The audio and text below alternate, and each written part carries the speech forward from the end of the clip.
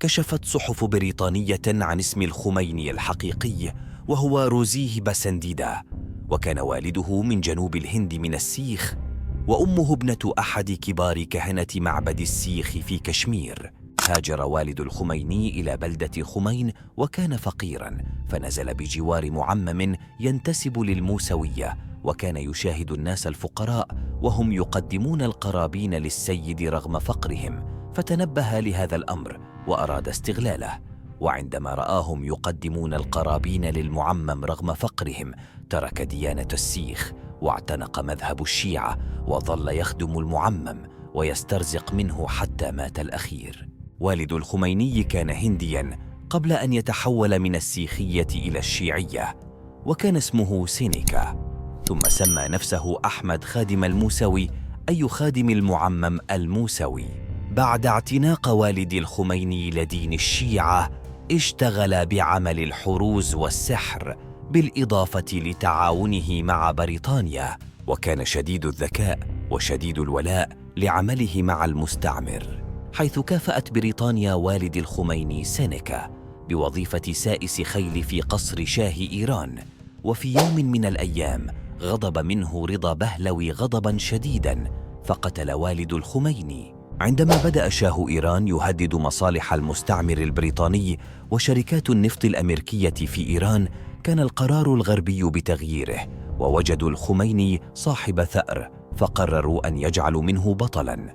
في بداية حياة الخميني كان يعترف بخط يده في كتبه ورسائله بأنه هندي، وكان يوقع اسمه بالهندي، ثم تغير اسمه فجأة إلى موسوي، وغير العمامة للون الأسود، بينما رفض شقيق الخميني تغيير اسمه من عائلة سينكا إلى موسوي، ورفض تغيير لون عمامته إلى الأسود. لذلك حبسه الخميني ومنعه من الظهور أمام الناس حتى تم مقتله.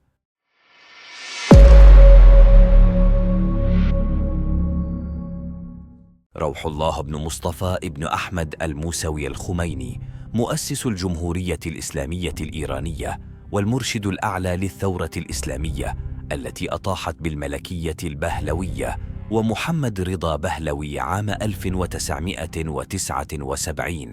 ولد في 24 من سبتمبر عام 1902 في بلدة خمين في إيران، وتشتهر بإنتاج العسل، لأب يعمل رجل دين في الحوزة العلمية الشيعية بالنجف الأشرف في العراق، وهو مصطفى الخميني أحد علماء الفقه الشيعي. توفي والده قتلا بالرصاص وهو بعمر 5 أشهر، وتحديدا في عام 1903، وقضى بقية حياته يتيما. وعندما بلغ 9 من عمره في عام 1911 توفيت والدته وعمته، وهما اللتان كانتا تتعهدانه بالتربية والرعاية. عندما بلغ الخميني عامه 27 تزوج من خديجة الثقفي ابنة آية الله محمد الطهراني الثقفي، وأنجبت له 8 أبناء، وهم آية الله مصطفى الخميني، وعلي الذي توفى في سن 4، وصديقه مصطفوي، وفريدة مصطفوي، وفهيمة الزهراء مصطفى، وسعيدة التي توفيت وهي في عمر 7 أشهر، وأحمد الخميني، ولطيفة التي توفيت وهي طفلة. بدأ الخميني معارضته للنظام البهلوي في عام 1943 بعد أن نشر كتاب كشف الأسرار، وفي هذا الكتاب تحدث عن سنوات حكم رضا شاه بهلوي والد الشاه محمد رضا بهلوي، وهو ما تسبب له في اصطدام مع النظام، ودعا صراحة إلى تغيير نظام الحكم الإمبراطوري واستبداله بنظام قائم على قواعد الإسلام الشيعي. في عام 1962 بدأ الخميني الصدام العنيف المتصاعد مع الشاه، بعد أن اعترض على إصدار لائحة مجالس الأقاليم والمدن، والتي كان محورها من وجهة نظره محاربة الإسلام وتحويل إيران من دولة ذات مرجعية دينية إلى دولة علمانية، لأن اللائحة كانت تقضي بحذف الإسلام كشرط في المرشحين والناخبين، واستبدال اليمين الدستورية بدلاً من القسم على القرآن الكريم. تطورت المواجهة بين الخميني والشاه بعد أن خطب الخميني خطبته الشهيرة في 3 من يونيو 1963، منتقداً العلاقات السرية الإيرانية الإسرائيلية. وفي الليلة نفسها ألقت قوات الأمن القبض عليه ورحلته مكبلاً بالأصفاد إلى طهران. وفي 5 من يونيو انطلقت مظاهرات عارمة بطول الإمبراطورية عرفت في التاريخ المعاصر بانتفاضة 15 من خرداد احتجاجاً على اعتقاله. بدأ الخميني رحلة المنفى الطويلة في 3 من نوفمبر عام 1964 حين أصدر الشاه محمد رضا بهلوي قراره بنفي الخميني إلى مدينة أنقرة عاصمة تركيا، ومنها نقل إلى مدينة بورصة التركية. وفي 15 من أكتوبر 1965 نقل إلى النجف الأشرف بالعراق. تعتبر مرحلة المنفى هي الأخصب فكرياً في حياة الخميني، حيث كتب كتابه الأشهر تحرير الوسيلة. وفي العراق وضع فروض نظريته التي قلبت التاريخ السياسي الشيعي رأساً على عقب، وهي نظرية ولاية الفقيه. توصلت إيران والجزائر إلى اتفاقية بخصوص شط العرب، كانت إحدى نتائجها طرد الخميني من العراق إلى فرنسا. ومن هناك قاد الثورة ضد الشاه بطريقة حديثة باستخدام شرائط الكاسيت التي اعتبرت ظاهرة سياسية درست بعد ذلك في معاهد العلوم السياسية حول العالم، ووحدت المعارضة خلفه.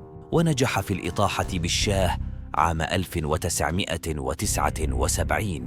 وفي هذا العام صنفته مجلة تايم الأمريكية كأهم رجل في العالم. بعد نجاح الثورة قرر الخميني فرض نظرية ولاية الفقيه في الدستور الإيراني، تلك النظرية التي ما تزال تحكم إيران من حينها حتى الآن، وتنسب له عدد من الفتاوى المثيرة للريبة، منها إباحته إتيان الرجل زوجته من دبرها، وجواز معاشرة الرجل للأطفال جنسياً، كما أدخل بلاده في حالة عداء مع كل جيرانها. أسفرت تلك السياسة عن عزلة إيرانية ما تزال طهران تعاني منها حتى الآن. وفي ديسمبر 1979 أجيز الدستور الجديد، وأعلنت إيران جمهورية إسلامية، وسمي الخميني إماماً وقائداً أعلى. وفي عام 1980 دخلت إيران في حرب طاحنة مع العراق استمرت 8 سنوات ولم تكد تنتهي، حتى بدأت الخلافات الداخلية تظهر تزامناً مع تراجع صحة الخميني وتقدمه في السن. ومن أجل الحفاظ على الثورة أصدر عدة مراسيم تقوي سلطة الرئيس والبرلمان ومؤسسات الدولة الأخرى. توفي الخميني في 3 من يونيو عام 1989 ودفن في مدينة طهران متأثراً بسرطان البروستات. إذا أعجبتكم الحلقة لا تنسوا الاشتراك في القناة والضغط على زر الإعجاب، ومشاركتنا آراءكم في التعليقات.